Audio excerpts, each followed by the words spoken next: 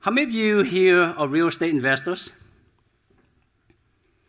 Awesome. How many of you have invested in single-family residential properties, apartment syndications, commercial buildings, short-term rental? Awesome.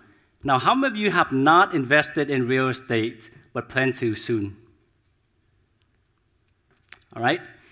And this next question is my favorite question. How many of you here are making money while attending this event?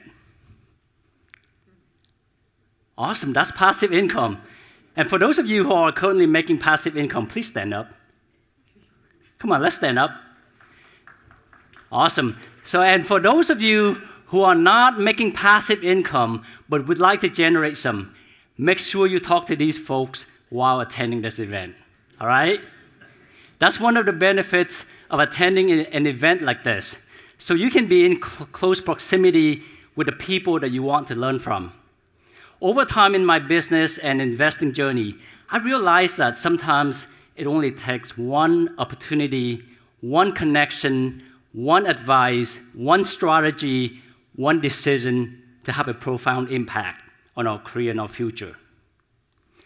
Today I will share with you I will talk about investing mindset and strategic partnerships and real estate success.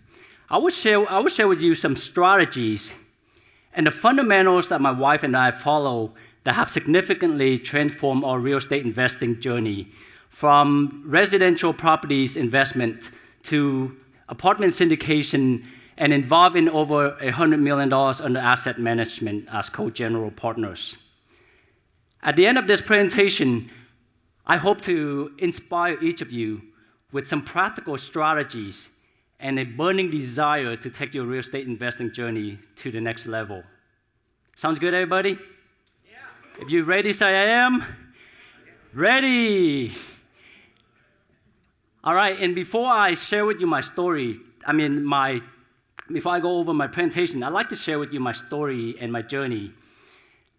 And before I share with you my story, I'd like to tell you about a dear friend of mine, Dr. John McClure, who is a pediatric dentist.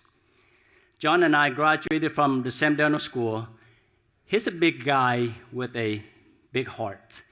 He loves to travel to some of the poorest countries in the world to help less fortunate people, especially children. One day, John came to my practice, and he made me cry.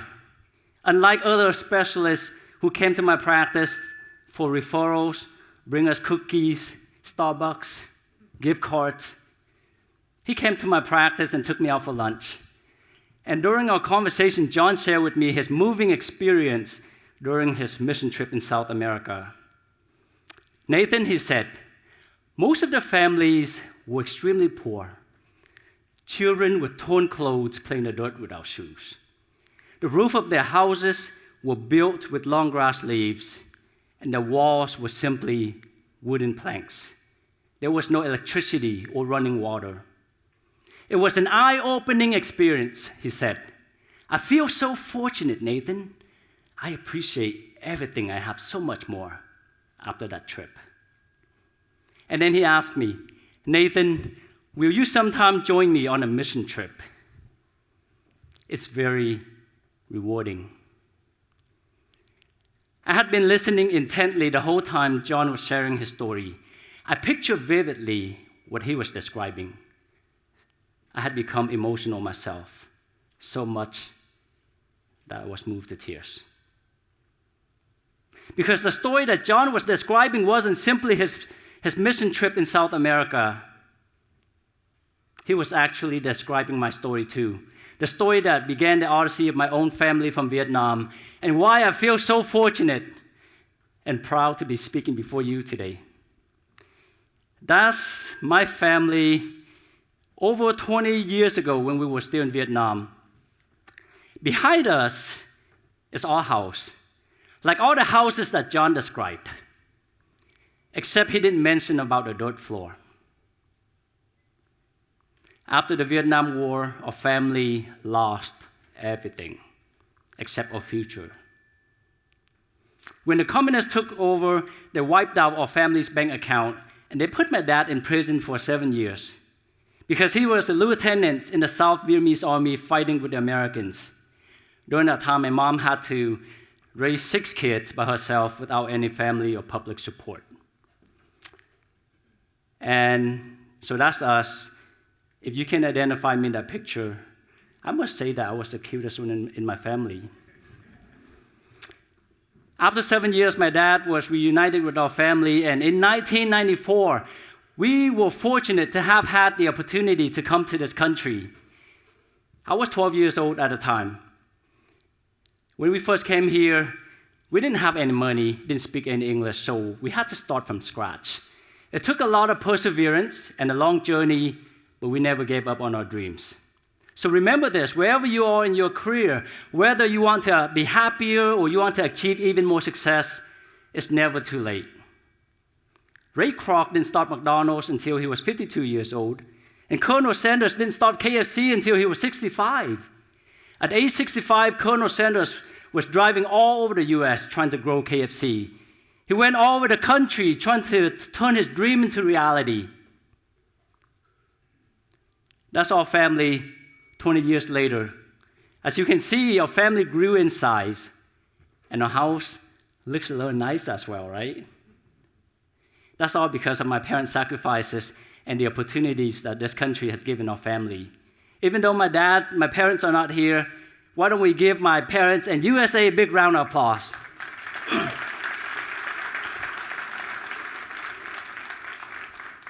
That's us before, that's us after. That's Mrs. Rose Blumkin, also known as Mrs. B.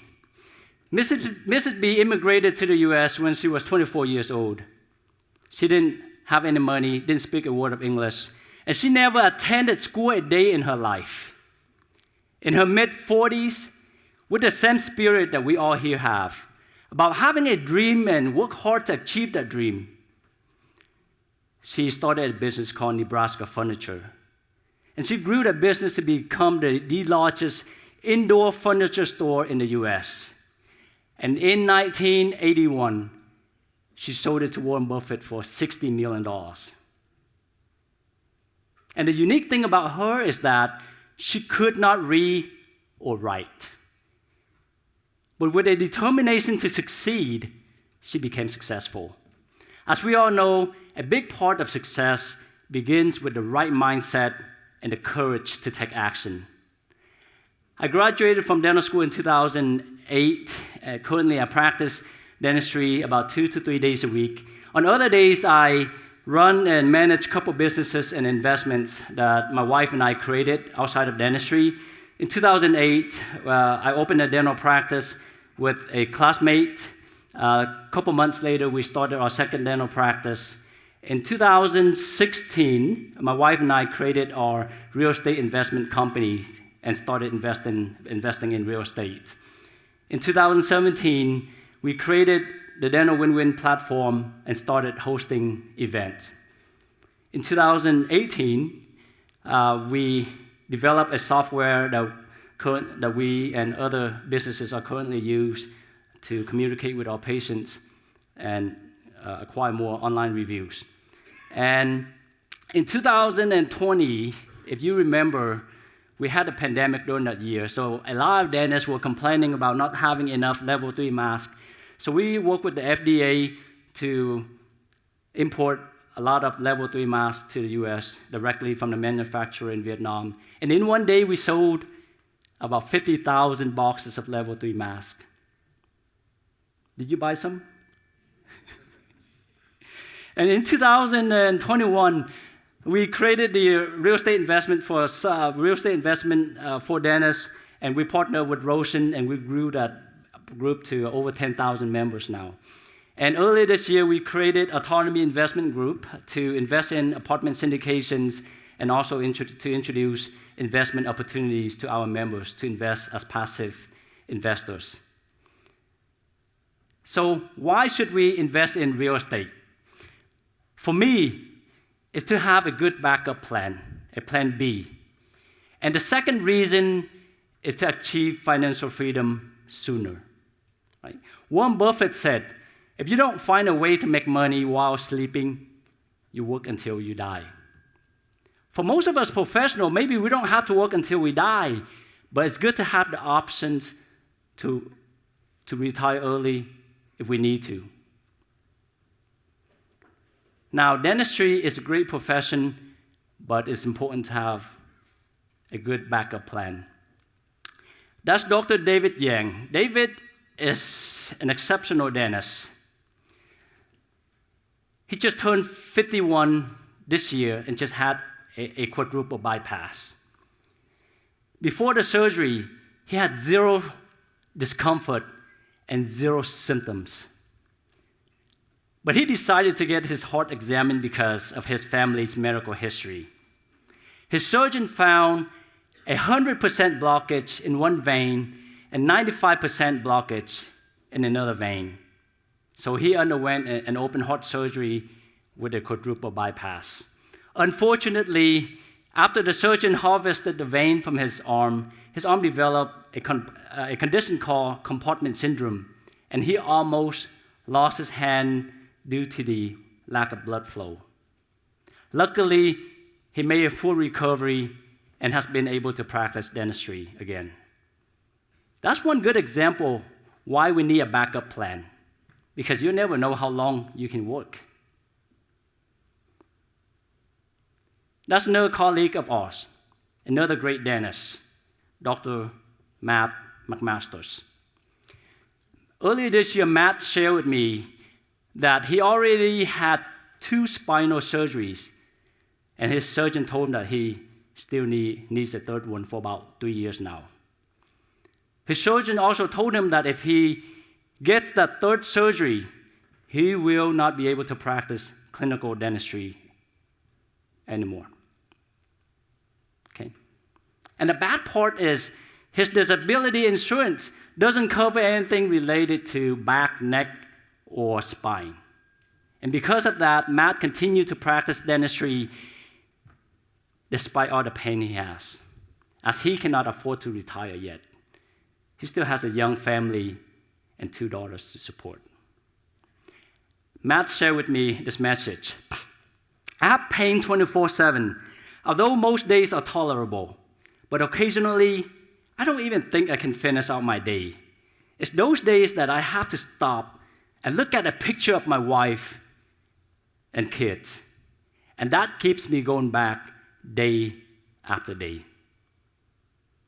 Isn't that a powerful message of the necessary perseverance and sacrifices for the sake of his family? That's another great example to have a good backup plan. So how many of you would like to achieve financial freedom in the next 5 to 10 years? What about 10 to 15 years?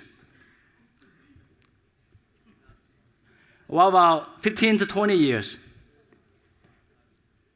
What about 30 years? No? You mean you don't want to work until 65? Where's the passion at? We all used to say, I have a passion for dentistry, right? I have a passion to drill and fill all day long, clean out the root canals. Over time, I think that passion faded away. To be successful in real estate, you need more than just capital. It requires the right mindset and strategies if you want to grow and scale your investments. Now, if you want to take note, in the next 30 minutes, right? In the next 30 minutes, I will talk about the 3 pillars as the foundation of real estate investment. The first one is the powerful mindset. Second is an effective investing framework. Third is strategic partnerships. So if you want to take note, I'd like you to draw 3 triangles on your notebook. And in the first triangle, write mindset. Second triangle, write investing framework. And third triangle, write strategic partnerships. And label 1, 2, and 3. 1 on the lower left, 2 on the lower right, and 3 on top of all the triangles. And as I go through the presentation, all you have to do is label 1, 2, 3. Okay?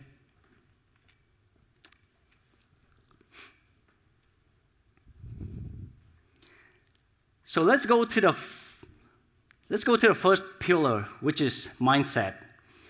The first part of mindset is to have a strong why for what we do. How many of you here have a strong why, whether it's for your business or investment? Awesome. Most successful people have a strong why. Most of them also have a passion and a burning desire for what they do. But without a strong why, most would give up when things get tough. Now, my why is to achieve financial freedom so I can create a great impact for my family and my community. And it's that why that motivates me to be a better person, a better dad, a better dentist, a better entrepreneur, a better investor every single day.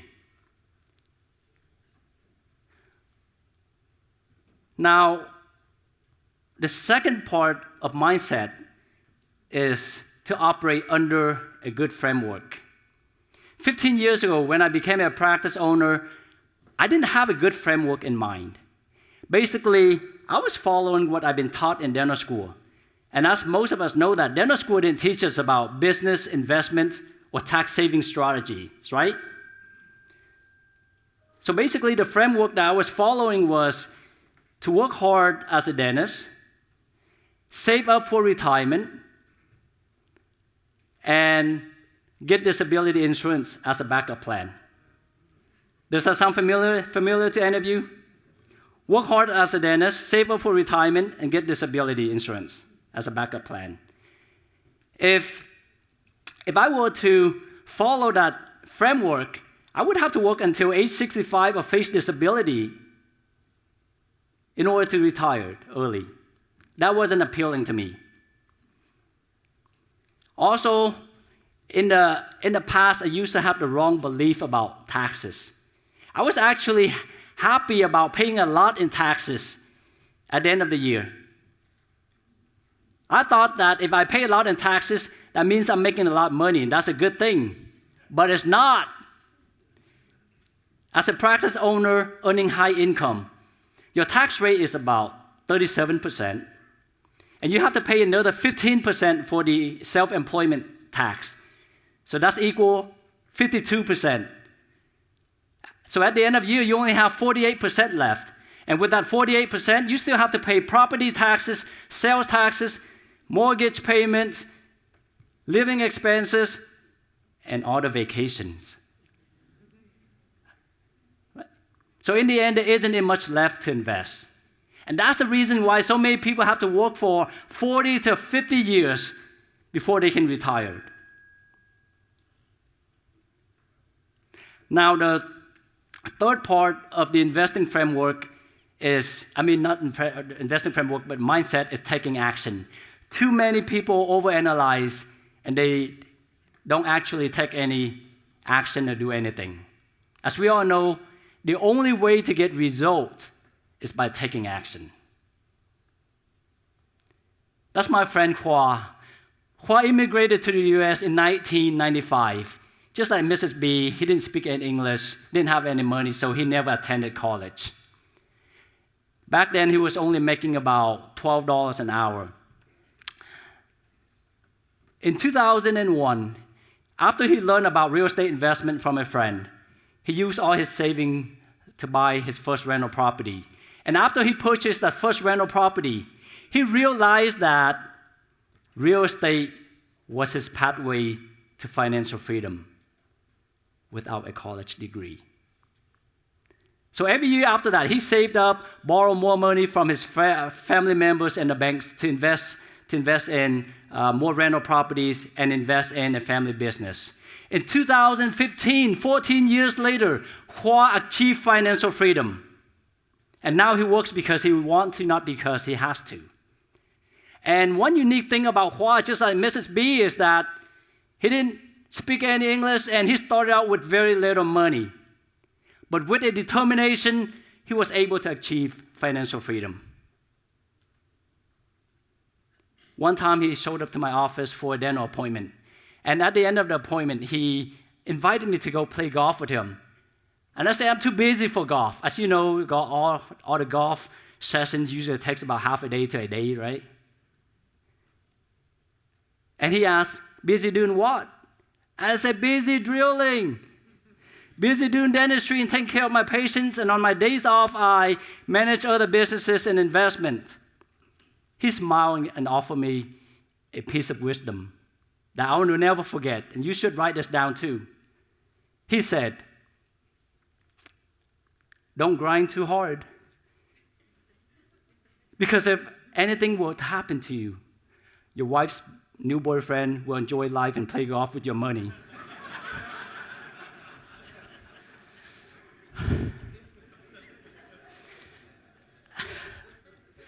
After that advice, I almost canceled all my patients for the day to play golf with him. Write this down. If there's a will, there's a way.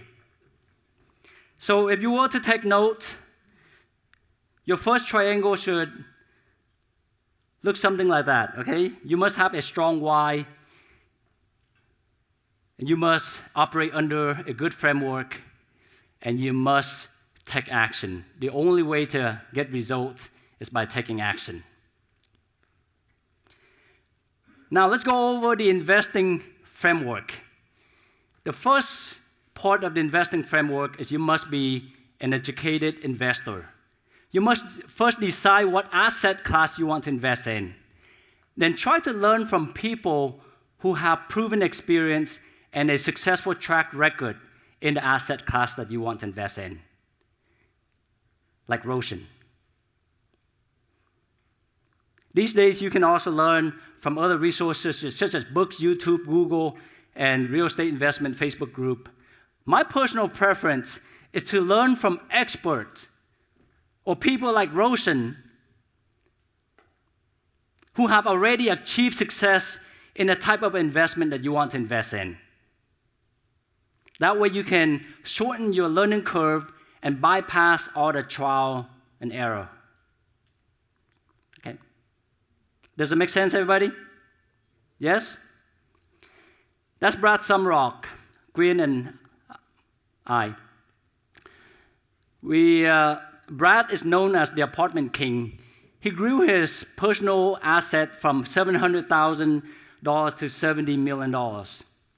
Last year, Gwyn and I decided to learn about apartment syndications. So we attended his conference and paid $35,000 for personal mentorship in his group. Why did we do that? The reason is because we wanted to shorten our learning curve and bypass all the mistakes. Right? Write this down. To work with a great coach, it will cost some money. But to learn the success blueprint that others have spent years developing is worth it. I know people who spent over $100,000 to be in different masterminds or private coaching. So if someone that has a good blueprint, proven blueprints, and they already achieved success in the type of asset class that you want to invest in, and they only offer their program for $5,000 or $10,000, I would jump on it. This is not relevant, but we also invested in speaking, coaching, and event hosting after we already hosted four or five events. We paid $25,000 to be in that program for the weekend. And we did that because we wanted to shorten that learning curve. And both of those coaching already paid off after the 3 months. But we gained those skills and experience for a lifetime. Does it make sense, everybody? Thank you for investing $1,000 to be here today. And that's not supposed to be funny. It's a great investment. You should invest to come back next year, too. Everything I say sounds funny today. Eh? Okay. Now, the second part of the investing framework is setting SMART goals. Setting goals is important when it comes to real estate investment, and I'm a big fan of SMART goals. SMART stands for specific, measurable, achievable, relevant, and time-bound. Let's go over some examples related to real estate investment. First, we have specific. Your goal needs to be clear and well-defined. So instead of saying, I want to invest in real estate, you should be saying, I want to invest in 2 residential properties by the end of this year. Or I want to invest in 2 apartment syndications with a great group of operators. Or I want to own a commercial building where my practice is at. It needs to be clear and well-defined. Just like dentistry, we don't say, I want to be in a dental field. It's more important to say, I want to be a dentist, I want to be a hygienist, I want to be an assistant.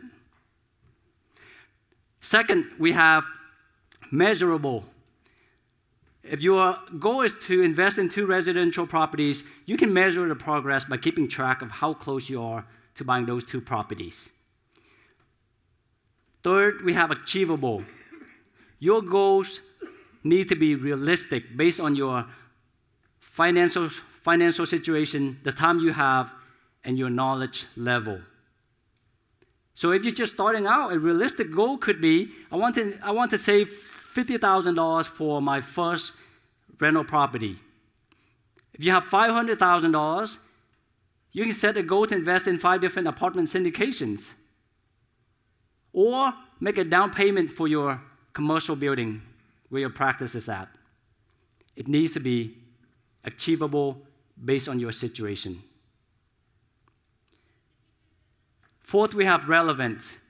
Your goals need to align with your vision of what you want to achieve. So if your vision is to create passive income to retire early, then investing in real estate could be a relevant goal. And last, we have time-bound. You need a deadline. Something like, by the end of this year, I will invest in 2 residential properties. By the end of next year, I will invest in 2 apartment syndications. By 2025, I will own my building. Right? We all need a deadline. With SMART Goal Strategy, you can set clear, achievable, and timely objectives for your real estate investing journey. And remember, these goals are not set in stone. As you progress and your situation changes, don't be afraid to reassess and adjust your goal accordingly.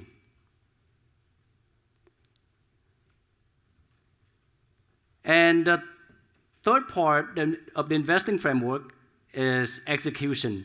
It's basically to carry out your plan and try to achieve the goal that you set. Last year, Gwen and I set a goal to invest in 1,000 apartment units as passive investors.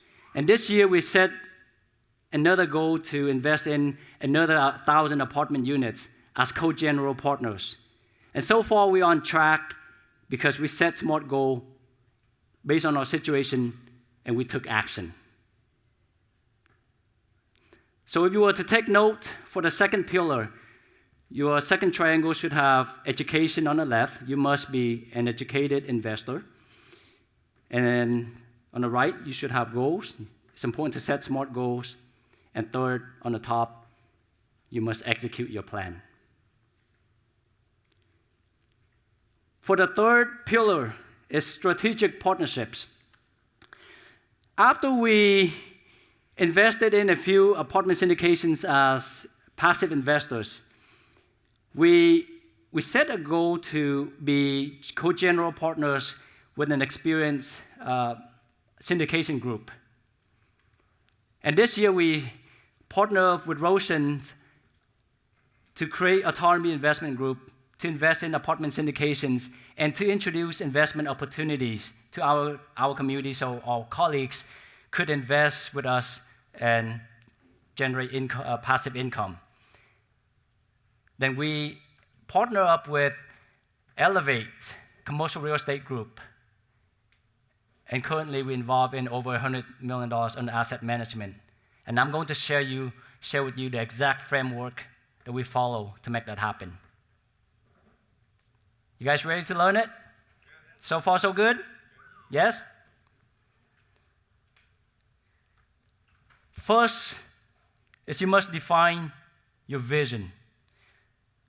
You must first start asking yourself why you want a partner and what you hope to achieve from the partnerships. Okay. For us, we wanted to partner up with an experienced partner syndication group because we wanted to grow our portfolio by leveraging their experience, skills, time, and effort. Write this down. If you want to go fast, go by yourself. But if you want to go far, go with a great team. The second component of strategic partnership is you must create some values. Okay? Create so much values that everyone would want to partner with you. And you just pick the best one to partner with. It's as simple as that. That way you won't go out there and ask, I would like to be your partner. Would you like to be my partner? I would like to be your partner. Okay. You want to partner up? You don't need to do that. If you create so much value, you can stand in one place and they will come to you. Okay? Now, it's important to create values because in order to qualify to be a partner and to create a valuable partnership, you must bring some value to the table. And that could be your experience, your network, or your resources. Okay? Be ready to add some values. And it must be a win-win.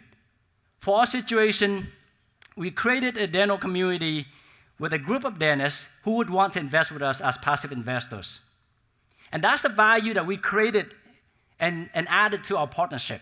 Because companies like Elevate always want more good partners and investors. After you define your vision of what you want and you have values to contribute, it's time to choose a partner.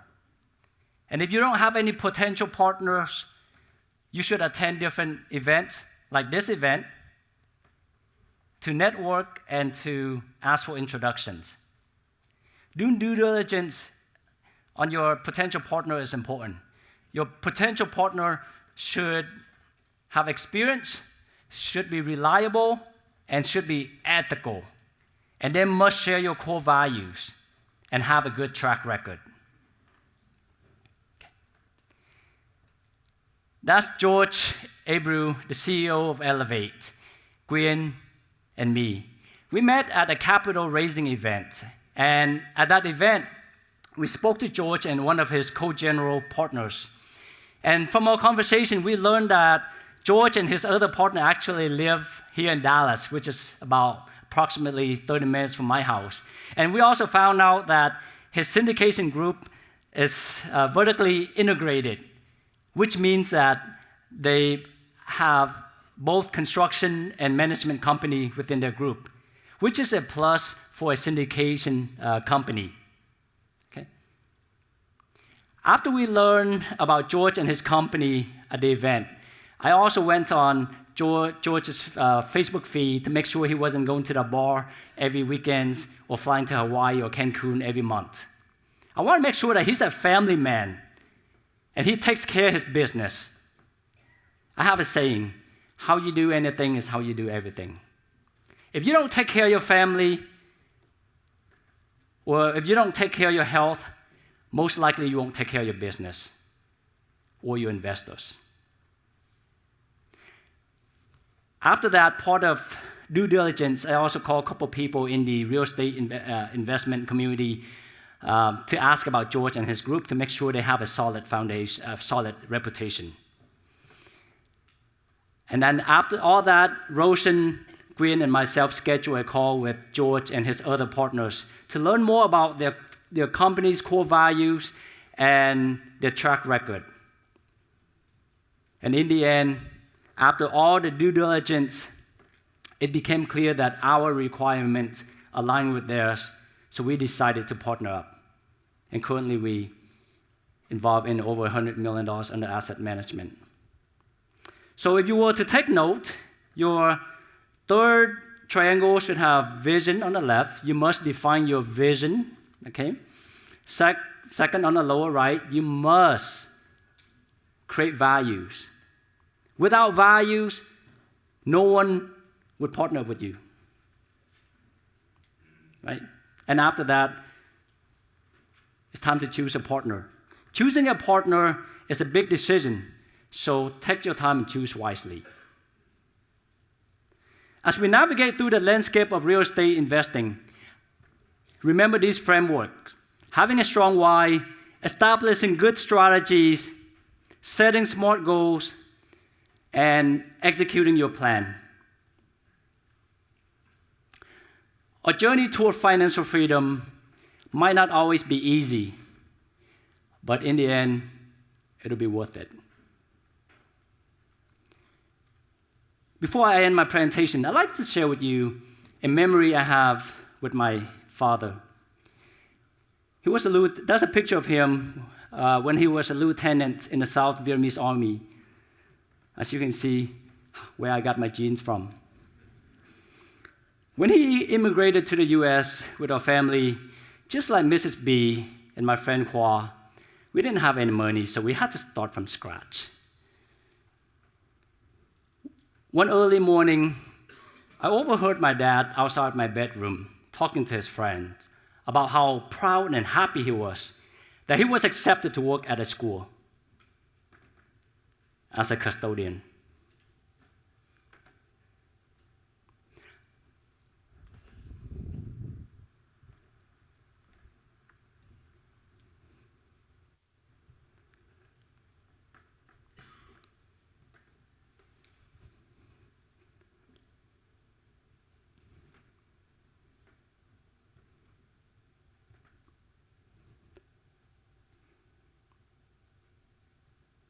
This is the second time I become emotional.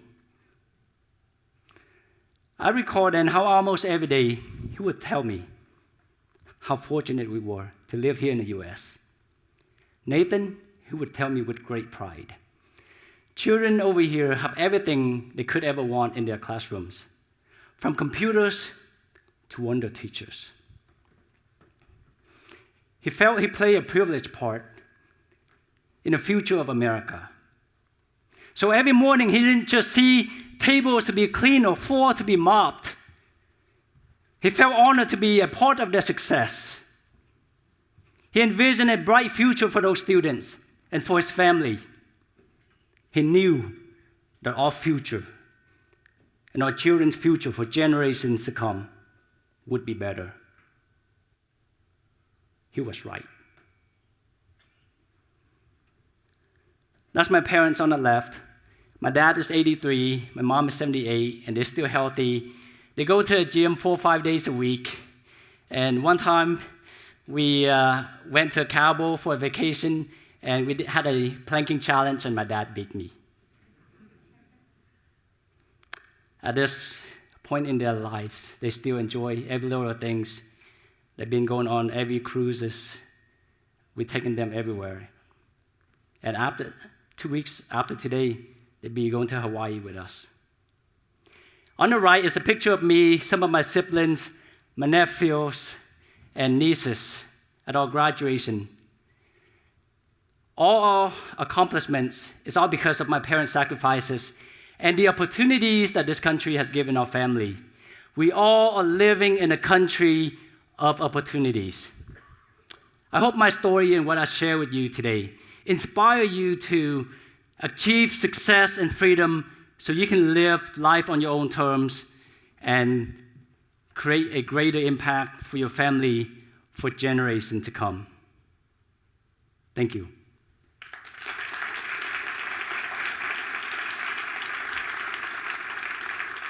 And that's my contact information, include my cell number on there. I don't mind if you guys call me. Just don't call me too late at night. Thank you.